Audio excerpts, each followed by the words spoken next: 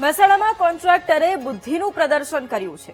ચાલુ વરસાદે ડામર રોડની કામગીરી શરૂ કરી। ડીમાર્ટ સર્કલ પાસે ચાલુ વરસાદમાં જ રોડ બનાવવામાં આવ્યો। બ્રિજના કામ દરમિયાન વરસાદ આવતા કોન્ટ્રાક્ટરે કામ રોકાવવાની તસ્દી પણ ન લીધી।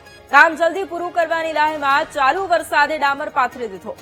વરસાદ વચ્ચે ગરમ ડામર પાથરતા ધુમાડો ઉડ્યો। રાતના સમયે ચાલુ વરસાદે બનતા રોડનો વિડીયો પણ અત્યારે સોશિયલ મીડિયામાં ખૂબ વાયરલ થઈ રહ્યો છે।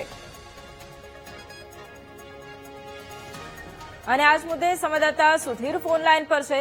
સુધીર, મહેસાણામાં જે પ્રમાણે આ દ્રશ્યો સામે આવ્યા છે, ચાલુ વરસાદમાં જ ડામર પાથરવામાં આવી રહ્યું છે, ક્યાંના આ દ્રશ્યો અને શું કાર્યવાહી આ મુદ્દે? જી, ગઈકાલે રાત્રે મહેસાણામાં વરસાદ વરસતો હતો।